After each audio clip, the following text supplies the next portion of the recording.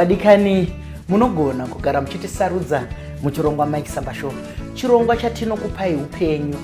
Pano panonzi kugona hakuna zera pachikuva chemhemberero anova mwana anoberekwa neMike Samba Show.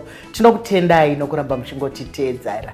Asi hatigoni kupinda muchikamu chino chisina kutenda vakotsveri vedu vedande mutande vanotipa masaisai ekuti tigone kukurukura nepasi rose. Nhasi ndine kasikana kamudzimai kamukadzi kechidiki kari kuita zvinogara zvakadaro izvozvo nokuti munoziva kuti chino chikuva chemhemberero, asi munhu nemunhu ari kuita ndima dzakasiyana siyana. Muchanzwa kuti anonzi zita rake kuti anozozisuma. Asi regai ndimboverenga macomments amunoti macomments aya. Macomments andiri kuverenga pano ndowatakanga takaita paina Atenda Chinks, mwana wa Comrade Chinks, muimbi uya. And happy to see Mr. Chinks' daughter. That man was a real comrade. Rest in peace, Gambaredu. Wakasira vana chipo chakanaka. Vungu vakasirwa chipo chakanaka. Ndovunga vachachibatawo zvakanaka sechipo chavakasirwa nababa. Iyi comment yakauya kuna Atenda. Pano pana anonzi Gamu official. She is a precious jewel. Tinokutendai nemacomments enyu. Atanga ambotipa comment yake pakutanga ndi Judith Maregana. Tinokutenda Judith.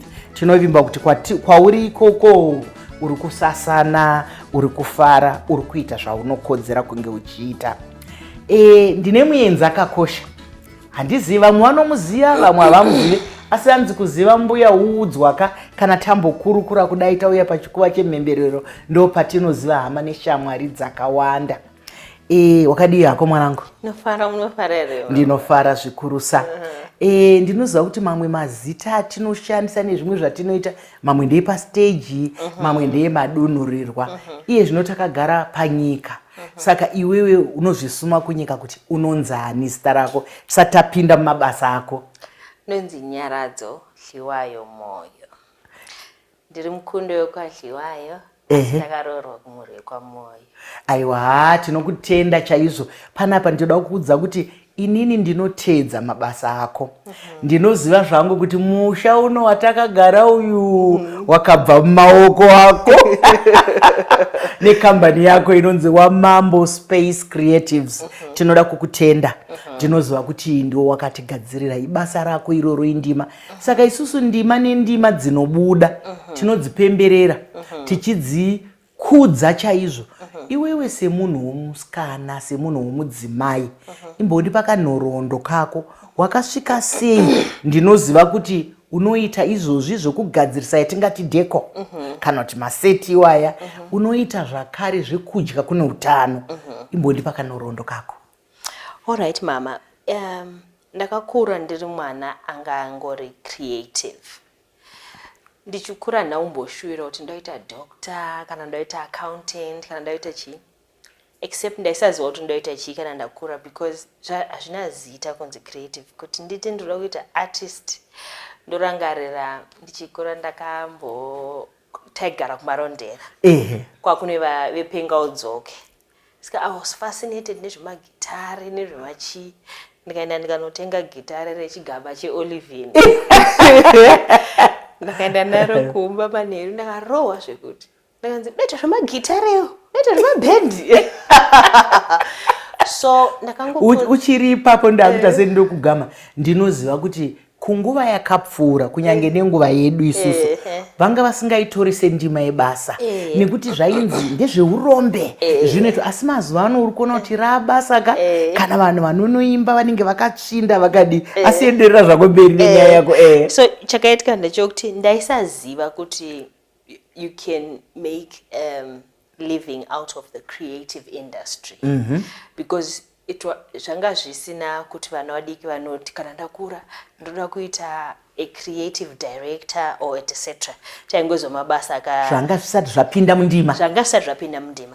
Asi ndakungotenda Mwari nekuti pandakapedza university kuchikoro ndaigona ndanitori muklasi yemasciences. makorokoto regai ndimbodada nazvo varivatariri nevateereri anditi muri kuona chisikana changa chiri mumasciences kare zvainzwirwa tsitsi unzaiva vasikana havangaite izvi vasikana havangazviite nyari akazviita go girl go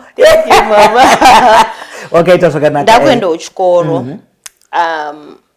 ndakakumbira dad vangu kuti dad ndokumbira umbotora gap year asi ndichiita gap year I want to go and do a course. Yeah. So ndakaenda ndikanoita course yedesign in photography paStellenbosch University. Ndaita course South Africa. South Africa. Ndaita course yegore. As the year was progressing, I think vabereki vangu vakangoona kuti mwana uyu ndozvaanoda chaizvo ndozvaanofarira.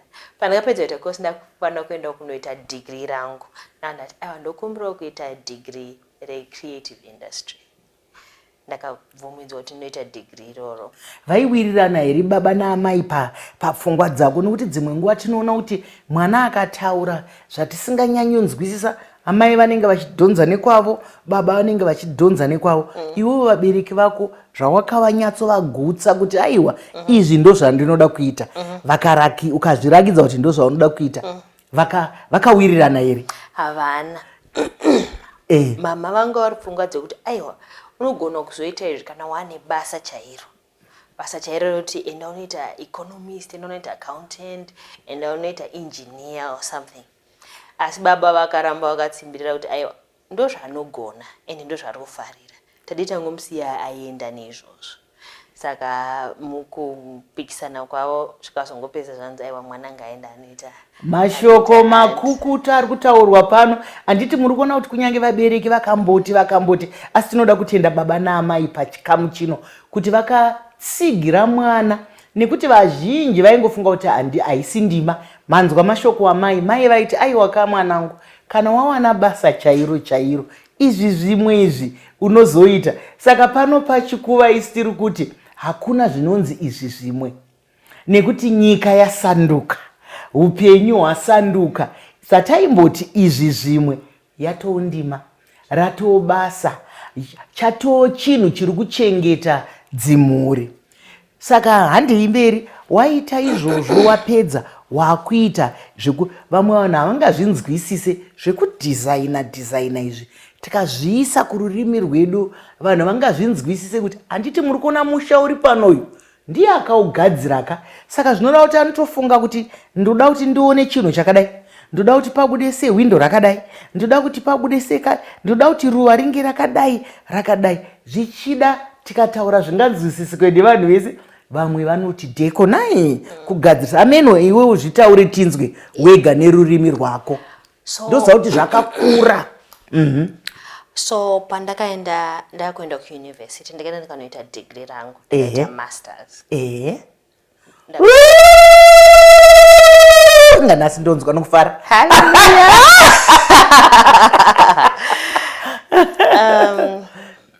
Zvandakubhilivha now ndezvekuti vabereki vangu vakandiitira chinhu chakanaka vakandiendesa kuchikoro kuti ndinodzidza something that I was good at, because pane statement here inoti you can't teach a fish how to fly or a bird how to swim. Saka vabereki vangu ne-inspiration yavanga vainayo the degree that ndakaenda kunodzidza I believe vana kana vachienda kuuniversity vari kuenda kuuniversity kunovhurwa pfungwa, to stretch the mind. That once you have stretched the mind in someone's area of talent and capacity, anokwanisa kuenda unoita anything out there. Kuti tikatarisa mufananidzo waMbappe for example anotamba soka uyo. That kana titarisa upenyu ndakarwadziwa achipiwa red card musoro. Ndakada uchema but akanga aitotakura isina kunyatsonaka. Oh, you're a soccer fan. That kana muchiverenga biography yake vabereki vake vakatanga kudzidzisa Mbappe soka ari mwana mudiki achikura that izvezvi Mbappe can go and become anything in the world achishandisa ruzivo resoka. Kana ari mabusiness anonzi you are providing a solution to a problem. So kuuniversity kunotibatsira kuti kana taenda kuuniversity pfungwa dzedu dzinovhurwa that we're able kuunza ma-solutions through pfungwa dzedu. That if Mbappe was to start a business, he would operate his business like how his mind operates from a soccer point of view. Kuti kana tiri mu track rebora tine vano defend. Saka kana muri mu business you're supposed to defend your profits. Tine vano strike. Kana muri mu business you're supposed to look for opportunities, to strike opportunities. Ndizvozvo. Tine ma midfielder iri operations. Iwe ndiwe shamwari yangu chaiyo. Nekuti zvebhora izvozvo ndinozvida. Ndinogara ndichitaurira vanhu kuti kana iwe Warriors yakandiwana zvangu ndachembera ndingadai ndiriko.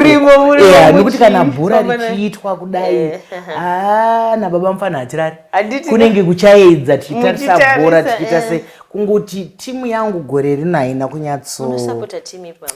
Ndinoitaura hangu kunyange ndisiri kufara. Ndosapota Man U. Man U ndo yangu, Real Madrid ndo imwe, kuno kumusha Dimbari. Ndosapota Liverpool. Asi Barcelona handina dambudziko nayo. Kwesusu muri weLiverpool makorokoto mawina ka. Tagara tinowina. And all we do is win. Saka mboitawo nguva yedu saka tatiregai vamwe vambowina. Asi tichenjerere gore rinouya. Nokuti coach wedu kamunoziva kuti akauya akabatira zvinhu pakati. Asi mukatarisa kwaanga ari uku anga ari pamusoro-soro. Zvino akangosvika zvinhu zvisina kumira zvakanaka. Munatoona gore rinouya. Handei munyaya yedu. Toziva kuti kana tichikurukura kazvimwe zvinombopinda. Nekuti vadiwa vatarire izvozvi zvatiri kutokurukura tinotori munyaya yedu. Muindima idzodzi tiri kutaura nezvebhora, tiri kutaura nezvecreatives zvavanoita izvi, tiri kutaura nezvakawanda. Rambai muchitandadzana nesu. So kuenda kuuniversity kwakandidzidzisa to stretch my mind. Saka kana ndakuita ndima yandokwanisa kuita ndinoshandisa ndima iyi ndichifunga from a creative point of view. Saka kugadzira maset kushandisa degree rangu randakaita kuti mumusha wamama tingakugadzire sei. Macolors toshandisa apa anotaura nezvatinotaura nezvazvo. Sitting arrangement, what shapes, what lines are we supposed to use, what sort of lighting are we supposed to use, batsiridza zvatiri kuita nezvazvo. Though ndakastarta creative design zvinobatsira kuti ndizive kuti ichakurisa, chichaita chidiki, chichaita sei. Saka kana vanhu vanenge vaine ma-events avo isusu tasiyana nevamwe vese nekuti hatingouye kuzoita deco. Toda kunzwisisa kuti mama vanombotaura nezvei, tinoburitsa sei donzvo ramama vachiita nezvazvo. Kana vari veevent yedu ndevadzimai varida kutaura nezvei, macolors anotaura zvavada kutaura nazvo ndezvipi, maprops atingashandise kuburitsa izvi ndezvipi. So it's wadhipisa sekutaura kunoita vadiki vemazuva ano. Muri kuona kuti zvangosiyanaka nekungosvikoturika machira nekungosvikoturika mabhaluni. Ari kutaura kuti tinotanga tatomboda kuziva kuti ndezvei zvinotibatsira kuziva ruvara rwamunoda kushandisa, zvinofanira kutibatsira zvamuri kuda kutaura, zvamuri kuda kuita zvinotoda zvechikoro. Saka vadiwa vatariri nevateereri ikoko kunze hatidi kuzonzwa kuti inini nokuti ndakanga ndakuda zvekunoimba saka ndakasiya chikoro, ndakanga ndakuda kunoita zvecreatives ndakasiya chikoro. Nyari pano ari kuti enda kuchikoro, enda unodzidza. Iyeyi ane masters yake, iwe enda unodzidza kana kunoita PhD uchiteera ndima yaunoda, ringave bhora chingave hanzi ndima yako inokusvitsa ikoko. Ndinoona unoita zvakare zvekudya kune utano. Ndakatombodya kune imwe restaurant yako. Aiwa takanakirwa. Sei wakafunga zvekudya kune utano? Alright. So ndine 17 years ndine shamwari yangu akabatwa cancer. Abatwa cancer yemudumbu. Saka vachedza kubatsiridza kuti vangaite sekuirapa nekuti upenyu hwake hurebe. Ana doctor vakati dei aenda on a plant-based diet. Saka aifanira kudya lots of fruits and vegetables kubatsiridza kuti cancer ipere. So ndakabva ndati I will do it with you so that I can support. Kuti zvisanyanyise kukuomera, we can do it together. So tairamba tichidya tichitraya marecipe akasiyana siyana tichiita sei. Unfortunately, shamwari yangu haana kuzorarama upenyu hwakareba in the way that we had anticipated. After 3 years akabashaika. By the time yakashaika takutanga first year yedu yekuuniversity. Tine urombo zvikuru. Ndedu tese. Saka after shamwari yangu yashaika ndakasara ndichidya that plant-based diet in memory of my friend.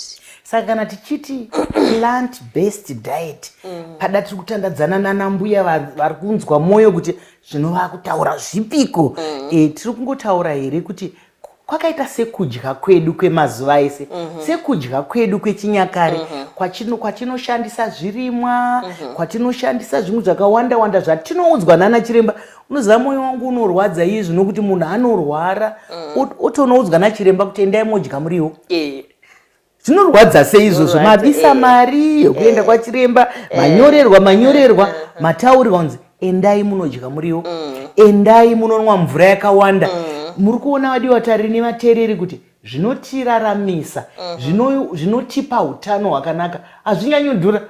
Handibvunzwa kuti ana chiremba haumbokudzai kuti endai munotenga juice yakati, endai munonwa drink yakati, vanoti endai munonwa mvura yakawanda.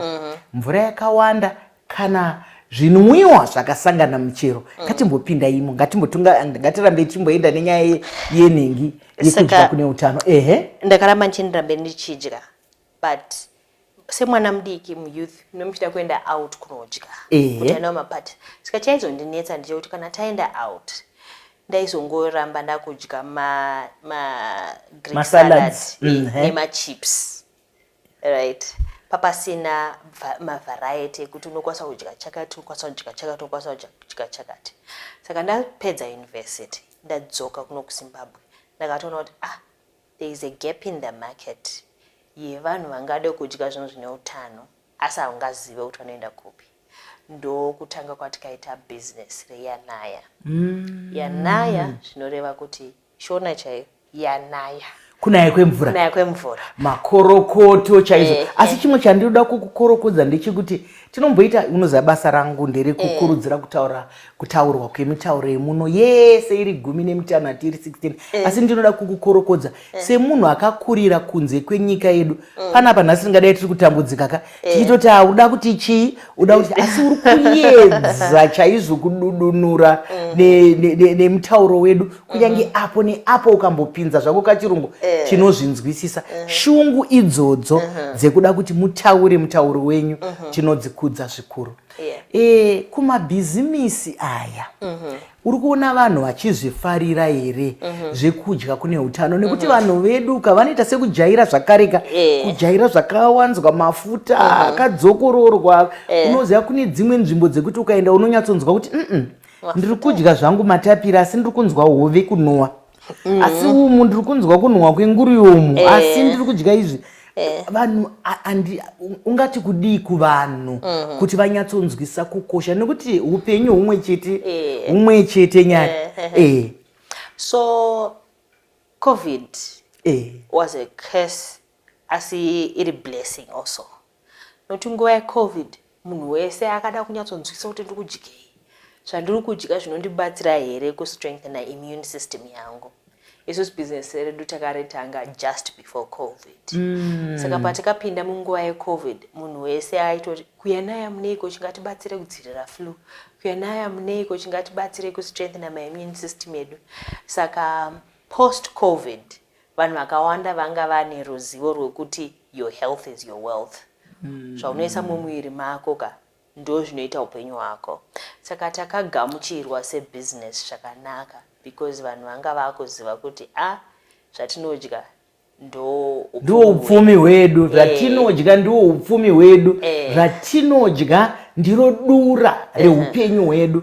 Nokuti kana tangozvipotsera tichingoti apa tangonwa zvimwe zvakawanda shuga, zvimwe zvatinodya zvakanyanya kusurwa chaizvo zvekuti zvinenge zvisina ningi hutano. Ndiri kuona kuti mune mabhizinisi munzvimbo dzakawanda.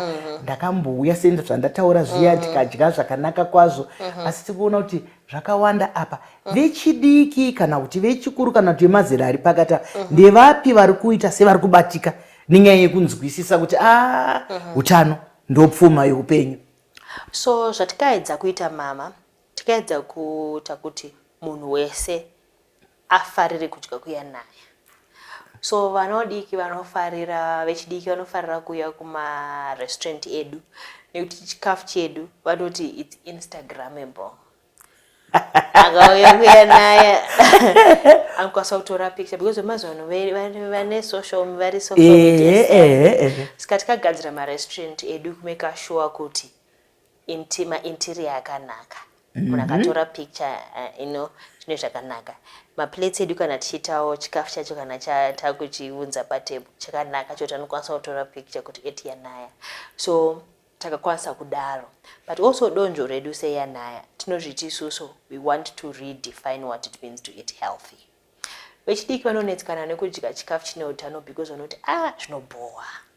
Saka isusu takati aiwa regai titore chikafu chiri healthy ichocho tochiisa in ways dzekuti vechidiki vanoti okay, I can try this. Saka senge masmoothie edu tine masmoothie etsubvu, emasawu, emauyu. So vanokwanisa kudya the same. Ndizvo zvasi michero yemusango, asi wataura zvimwe zvakanaka chaizvo zvandinoda kuti timbotaura nevadiwatariri nevateereri. Wataura kuti kudya kunofanira kunge kuchikukoka. Kuti ukaona zvekudya zvaiswa apa ngazvikudaidze. Nekuti zvimwe kana zvaiswa apa kaisirwo kacho, kapakurirwo kacho, wataura kunyange nenyaya yendiro. Vadikani ndiro hadzisi dzokuzongoburitsa kana mufundisi auya. Ande zvatinoita kana mufundisi kana vanyarikani mauya ndo patinoburitsa ndiro dzakanaka. Hanzi ngatidyirei mundiro yakanaka nekuti inotikuza, inotidhonza kuti tizodya. Kunyange makapa atinoshandisa makomichae nganga akanaka. Ndosaka muchiona zvinhu zviye zvichiitwa sei zvinogadziridzwa kuti zviite basa rakanaka. Tomborasika zvakare todzokera kunyaya yenyu iyo yemacreatives ekugadzira zvinhu izvi. Imimi munogadzirira vanhu vakaita sei? Ndoziva kuti mai vako wakavagadzirira, nhasi tiri pano zvakanaka. Kasi vamwe vari kunze uko vangade kuziva kuti munombogadzira vanhu vakaita sei? Zvinombogadzirwa kupi? Zvinomboshandei? Nekuti vamwe vanoti koisa hatina program ka? Handivazoonaka kuti aisa hatina program. Ko vasina program? Pasina program tinoita home renovations. House renovation tinoita kugadzira mumba menyu kuti munake. Tinoitira corporates pavanenge vachiita events avo. Sezvanambotaura tobvunza saka donjo nderechii?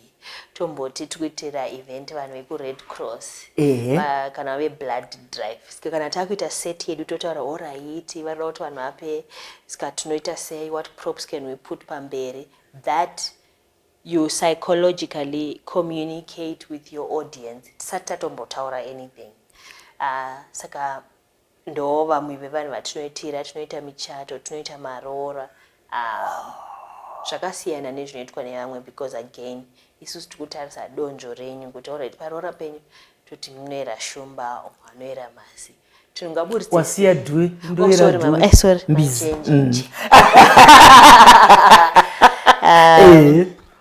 Saka tinotarisa tingaburitse sei ukama wenyu wamunoda kubatanidza. Saka we go beyond just setups. Ndizvozvo aiwa mashoko akanaka chaizvo. Asi ndingade kuziva kuti isu wakatiwanawo sei? Nekuti pandakaona gwaro rako riya remagetsi akati wakatiwana sei? Kinga ndore shamwari yangu. Saka paakauya pano paakaona ndakaona ndikati togona kubatsira mama, ndipe namba dzamama ndinzive kuti tingashandidzane sei. Ndizvozvo kudyidzana vadiwatari zvandogara ndichingotaura kuti tikadyidzana tinowana zvakakura, tinowana nekuti shamwari yeshamwari ishamwari yako zvakare. Ndosaka tichiti makomo anopanana mhute ndizvozvo. Aiwa, ndinoda kukutenda mwanangu nebasa rauri kuita. Uri kuita basa rakanaka, ndinovimba kuti uchadzoka zvakare nekuti tatirega tikudaidze tikupemberere. Chino chinonzi chikuva chemhemberero, kurakidza kunyika kuti kuZimbabwe variko, kuZimbabwe vanozvigona, nekuti nguva zhinji kana tikafunga zvinhu zvakanaka hatifunge nyika yedu. Muno munana Nyari vari kuita zvinogara zvakadaro, asi tiri takufunga kuti kunyika yakati, kunyika yakati, isusuwo kunoku zviriko. Saka mhemberero yedu nhasi iri pauri. Nyaya yemichero, isati ndapedza, nyaya yemichero inovhenganiswa pamwe chete, wambotaura masau, mauyu, vanhu vanonzwisisa here zvinwiwa zvakadaro izvozvo zvatingati masmoothie kuchirungu izvi?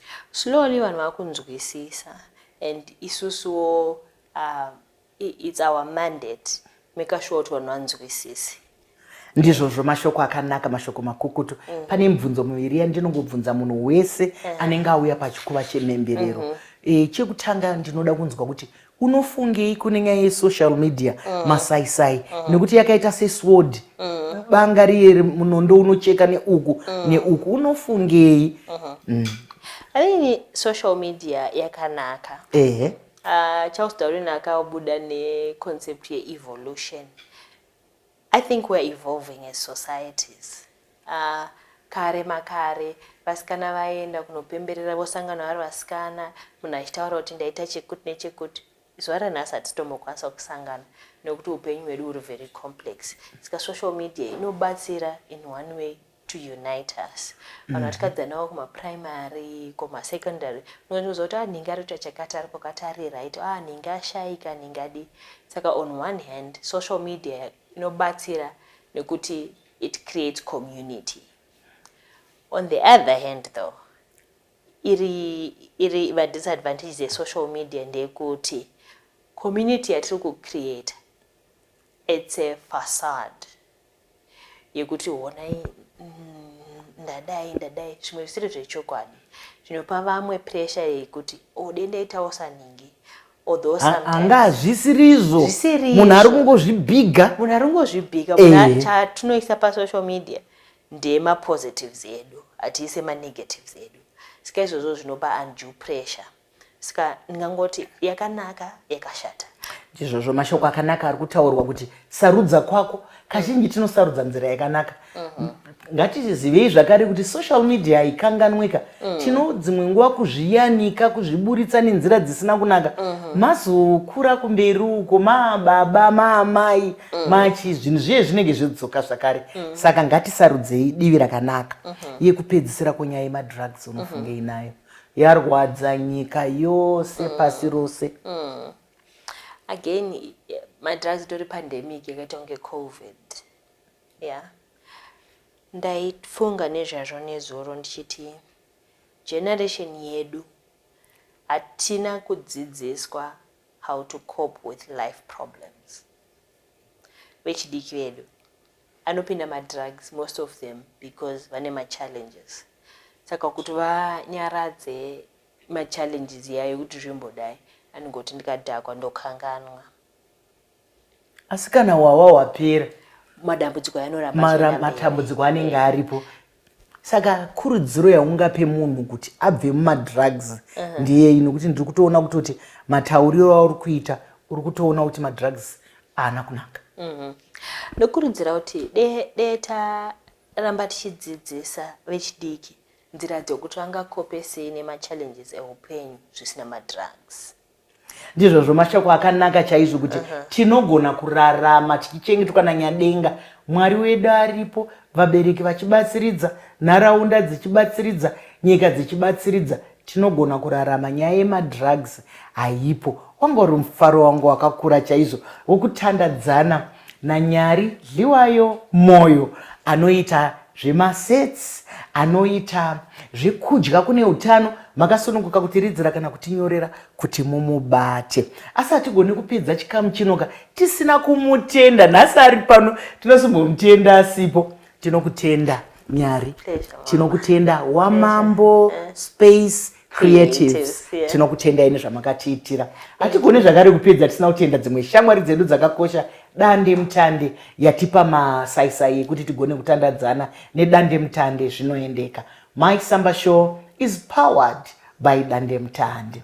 Vadikani munongoziva kana toita zvinoendeka zvikuru sei tina nyari chiringazuva chiya chinokwikwidzana nesu. Ndine urombo chiringazuva chabva chatsvuka chikakwata. Zvakadi kusangana zvakare pane chimwe chikamu chemhemberero. Ndini wenyu Dr. Rebecca Chisamba.